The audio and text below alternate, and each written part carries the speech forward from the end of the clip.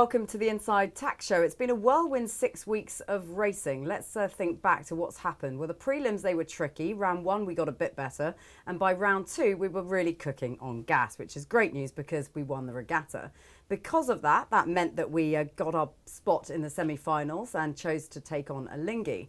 And then the rest is history. So now to the Louis Vuitton Cup final. That's where we're heading tomorrow.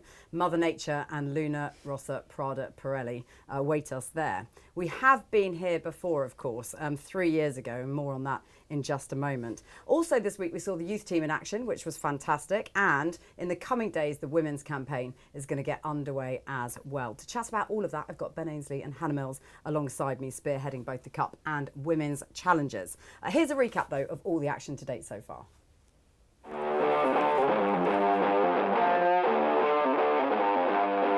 INEOS Britannia, we'd like to pick for the semi-finals of the Louis Vuitton Cup. We'd like to race Arno and Alinghi Red Bull Racing. Inside the last 10 seconds, this is the second race of the day in the Louis Vuitton Cup semi-finals. Pressure looks okay out of this right turn at the moment. 5 legs to go.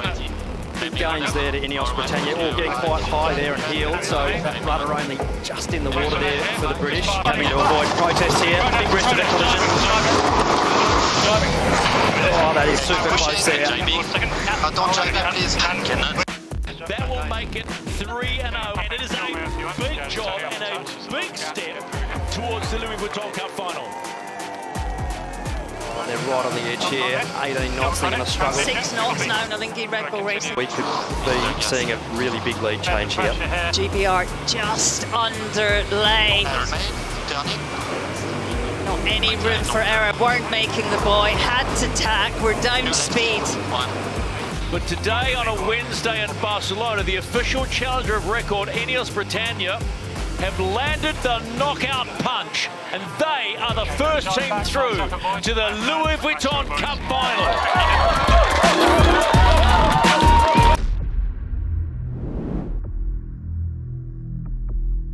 So before we talk Cup final, we're just going to talk about that. What had looked to be plain sailing, it turned out to be not so much. I love Rob Wilson's face on that chase boat at the end where he just went, whew.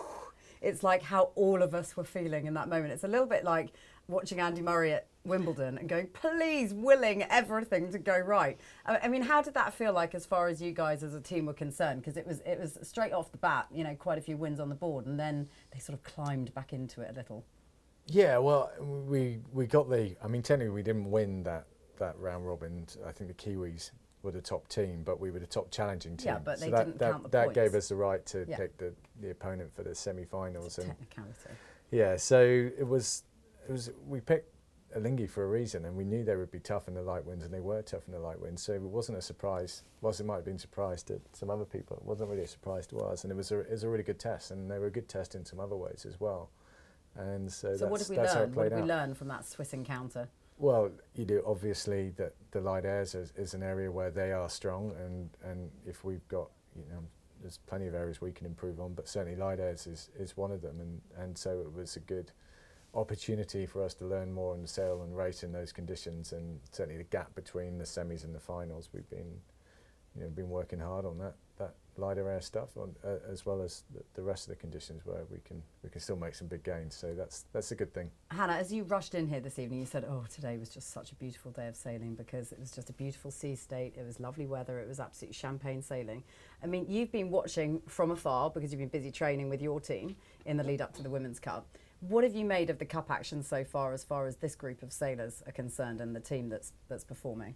It's been so impressive, I'll be honest, to see, you know, where we were at the start of all the round robins and the prelims and stuff, and where we ended that last semi-finals, just the step up in terms of the boat performance and how you guys are all communicating together on board. You know, you can hear so much of the comms through the commentary, and it's just sounding it's slicker and slicker every day. The attention to detail on the manoeuvres and where you put the boat, everything's just really coming together. So I think, yeah, we're all pretty excited to see how it plays out. We are, and it starts playing out tomorrow against Luna Rossa Prada Pirelli, and we have faced them before. What did you learn from those matchups, and what did you learn from what you saw with them in action against the Americans in the last round? Yeah, I think we saw particularly Luna Rossa and Team New Zealand coming out the blocks firing in the prelim regatta and the round robins. They were the two teams that appeared to be most polished in terms of their preparation and performance. And certainly, we talked about it a lot. We were pretty rusty coming into that series for various reasons. And I think the performance the gap has narrowed. You know, they're an incredible team. They've got a huge history in the cup. They're going to be very tough to beat. But I think the last couple of races we had against them, we were able to match them well, both in lighter airs and stronger winds. So I think it's going to be fascinating. When I saw this matchup on paper, I thought, oh, this takes us back to New Zealand and sort of the same stage, the same matchup. And they were pretty convincing on that occasion. So how are we going to be different this time? I think it's a very different game. Now, I think all of the teams have converged with the second iteration of this class rule. The differences between the teams is much smaller than it was in Auckland. You know, I think we were competitive against Luna Rossa in the fresher winds in Auckland, but anything below 12 knots of wind, we had a pretty serious speed disadvantage, and they also sailed a great series. But we were, you know, to win that would have taken something pretty special. Now I think it's a much more even boat race in terms of the tools that we both teams have, and yeah, I think it's going to be a seriously close series. Okay, you had me at close series. That's brilliant. That's exactly what everyone wants to hear. We're going to talk about the women's team and their campaign in just a moment, but the youth team were in action this week, and they were absolutely brilliant. Bring on the fleet racing, because that was so exciting to watch. A nail-biting finish in the semis yesterday. Here's what happened.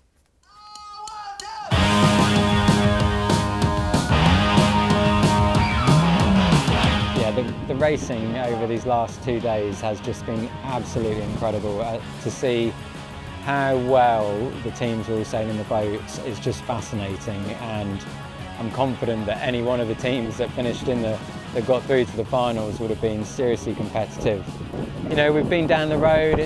It's been a great setup where we've really learned ourselves and really learned how to look after the boat and how to sail it ourselves. I think for us all as individuals, we'll come out a lot stronger from the experience and the campaign that the teams put together. So yeah, it's been fascinating to watch. The racing's been incredible. The race management team have done just a fantastic job, and to be honest, so have Ace and all of the pit team here looking after the boats. We had a few little snafus with some of the boats in the early stages, but other than that, it's been exemplary and a fantastic racing setup.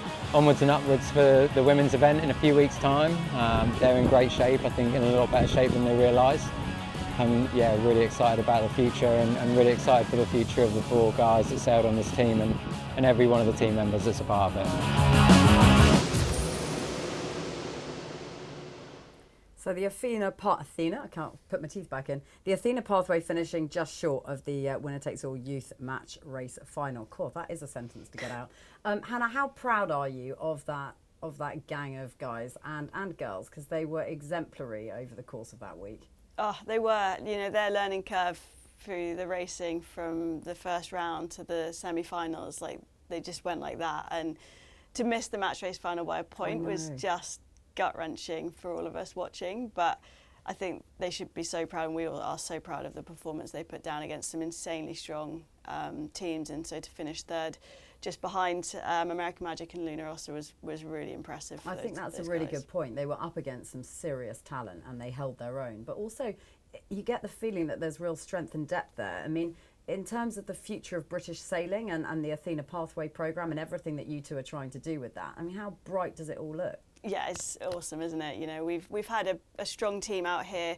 Even to get on the boat for the youth team was a real battle. We had kind of 6 people vying for those spots, and you know, a load of other people actually who didn't quite make it to come out here to Barcelona and be part of this journey, but we're kind of there almost making it. So the strength and depth is looking really good and exciting, I guess, for the future.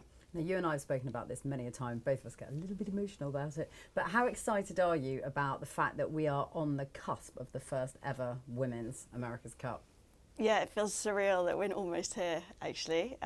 Feels like something that we've been looking at for at least 2, if not more years. And so for it to be around the corner is, insanely exciting. It's obviously like any big regatta, you're nervous, you're excited all at the same time, and you're just trying to focus on those last few details of preparation so that you keep feeling like you're improving right up until the race itself and then throughout the whole regatta. But everyone's excited. I think the youth was awesome to watch and kick us off, and now the whole team's had a good night last night celebrating the youth, and now we've come back and everyone's full charge to try and do our best at the women's. I mean, this is also history-making stuff, Ben, isn't it? So, I mean, how important is it? What does it feel like to be part of this whole group of people that are bringing this to the fore and you know, campaigning for women and equality in your sport?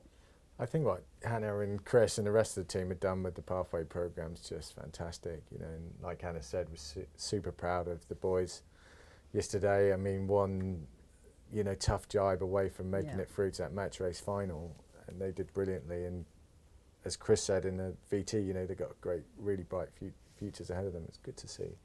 And then Hannah and the female team about to get going first Women's America's Cup, not a moment too soon.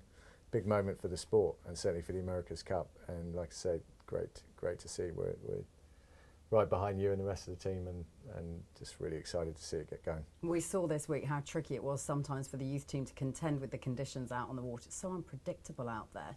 And we know, Hannah, from what you just said earlier about coming in and having a lovely day sailing, the difference that can make in terms of a team's confidence and everything else. Ben, you've also had to contend with some pretty interesting conditions. Let's just explain what's been going on in Barcelona and why it can be so very different from day to day. Now in Barcelona, we have one race course, and you might think that the Mediterranean is a fairly tranquil sea, but actually what we're finding here is that it's pretty wavy. Every other day we go out, the sea state is over 1/2 metre high, and our pilots and our trimmers and our helmsmen on board the boat are now not flying the boats on a billiard surface flat bit of ocean. They've got to deal with the lumps and bumps of the sea state rolling in.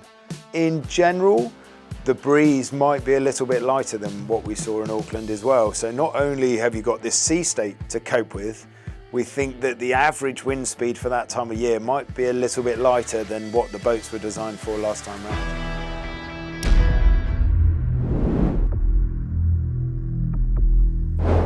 So my question is, Mother Nature discuss, because you mentioned it in the press conference earlier as well. You haven't got just the Italians to think about in this next set of racing, but you've also got Mother Nature to consider. We all do. And what bigger difference does that make, or could that make, to the outcome, to the result here? Yeah, in a technical sport, America's Cup is obviously one of the most technical sports, so you're going to get that. As it's impossible to design a boat that's going to be the fastest across the whole range of 6 to 21 knots and dead flat water to lumpy seas. So you've got to try and find a package that's competitive across that whole range, and inevitably it's going to have its sweet spots, and that's what the 3 remaining teams in this Cup, they're all going to have their sweet spots, you know, be that the Kiwis, Italians, ourselves. And you know, tomorrow is supposed to be quite decent breeze, some big waves, so we'll see how that plays out. And then later on at the weekend, I think a little bit lighter breezes. So you just have to be prepared for anything, and of course you've got to deal with whatever you get, right? And it's the same with the 40s. You know, I'm sure some teams are probably a little bit better in the waves than others, and lighter airs over stronger airs, and you know, that's the beauty of the sport of sailing. I've started doing with our daughter and son a little wind dance now to just get us into the mood for the whole thing. I honestly, as a spectator, so is that because you think we need more wind? Well, yeah, as a spectator sport, as a spectator sport, it's just absolutely spectacular when these things are absolutely spinning around at these really floating crazy. Around in displacement No, mode, you want to see them foil in all their splendour, because that's what they look spectacular doing. Hannah, what does it feel like being on one of these boats, being on an AC40 and contending with a really tricky sea state? What does that actually feel like? Yeah, hectic. Is it terrifying? It can be, yeah. I mean, you know, the AC40 doesn't fit always so well in the swell here in Barcelona. So we saw a bit with the youth racing actually on the first couple of days. There's some reasonable swell to deal with, and yeah, everything, you just weirdly want to speed everything up, but actually you just have to slow everything down. You know, the boat is right on the edge, so you can't turn too hard. You have to be really patient. But they're just unreal boats. You know, today we had flat water and we were just cruising downwind at 40 knots. It's just unbelievable. And I can tell you though, the AC40s are way harder to sail than the AC75. Oh, interesting.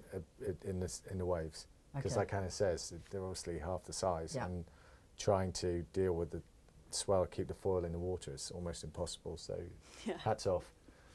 But on board Britannia, how does it affect the roles on board, the different sort of sea states and also the wind conditions? What does it mean for the cyclors, for instance? What do they have to be paying attention to? What challenges do they face depending on what conditions you get? Yeah, normally if you get more sea state, then you've got to trim more, and obviously that's going to require more power, so they don't like it. Thankfully, none of them get seasick, so that's a plus. Well, I mean, if you were a sailor and you did, that would be problematic, wouldn't it? No, It'd but be these are an occupational hazard. Half of them you're right. Some of them are rowers. Rowers. They don't normally. Well, probably maybe they have rowed on the sea, but normally they'll be rowing on the lake. Although there are reports of a few people throwing up after some hefty shifts, are there not? Based on just putting out the energy. I don't think that's got anything to do with the sea state. Okay, that's not to do with the sea state. Yeah, talking of tricky customers, what do we expect if we leap ahead, which I know you hate doing, but if we are thinking about if we can get through this next phase, then we have the Kiwis in an America's Cup match. Are we keeping an eye on what they're doing, or are we just ignoring them until it matters? We're not ignoring them, but that'd be a nice problem to have. Okay. Should we look at the schedule? Here is the schedule. So here how it's going to pan out over the course of the next couple of weeks, and some seriously big days of racing ahead. Like you say, tomorrow it looks like the conditions are quite spicy. Over the weekend they're dropping away a little bit. Mm-hmm. Are you worried about that? Are you paying attention to that? Or are you just taking each day as it comes? Yeah, pretty much each day as it comes. Yeah, it looks a little bit lighter for the weekend, but still okay. You know, I think to your point earlier, as long as we can keep the boats up in their foils and it doesn't become a drift off, then I think everyone will be happy. We are going to need these reserve days, though, aren't we? We've already seen that sometimes the conditions don't do exactly what we would like them to do, and that's just a facet, isn't it, of this cup racing? Yeah, that's just sailing, eh? Like, you're just always expecting to wait and be patient and just How do you manage that, though, Hannah? Because you've obviously got that as part of your psychology in this game, that you've got to be able to deal with that. How do you get up and then have to sort of cool yourself down if it doesn't go ahead that day and go again the next one? I think everyone's different, probably, and for me, it's always you stay ticking over, ready to go at any moment, knowing your preparation is, you know, in a 10-minute period you can get to where you need to be, and then as soon as it's cut, I just totally switch off and relax for the next wee while until it's time to kind of start in that whole routine again. Have you learned how to do that yet? Have you I've learned how to cut and switch off? I've been sailing with Hannah for the last couple of years now, so I'm learning from the best. I'm not sure you've learned how to cut back at all. Come on, give me a break. Okay, it's my birthday, so I'm going to wrap this up because we're going to a birthday dinner and we are late, so we're going to do that. It's not like we need to hype this thing up because it's already there, but we've done it anyway. Here you go.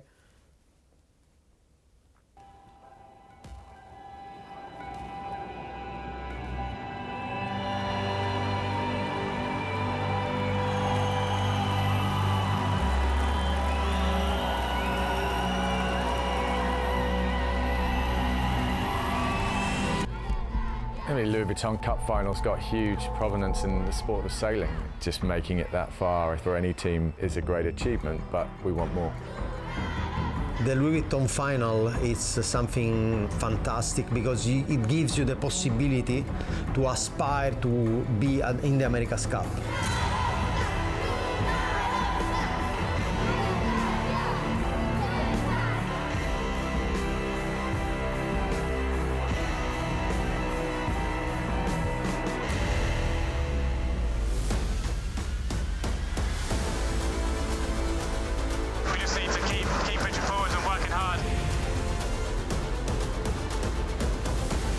It's the magic of Luna Rossa. I cannot tell you the secret.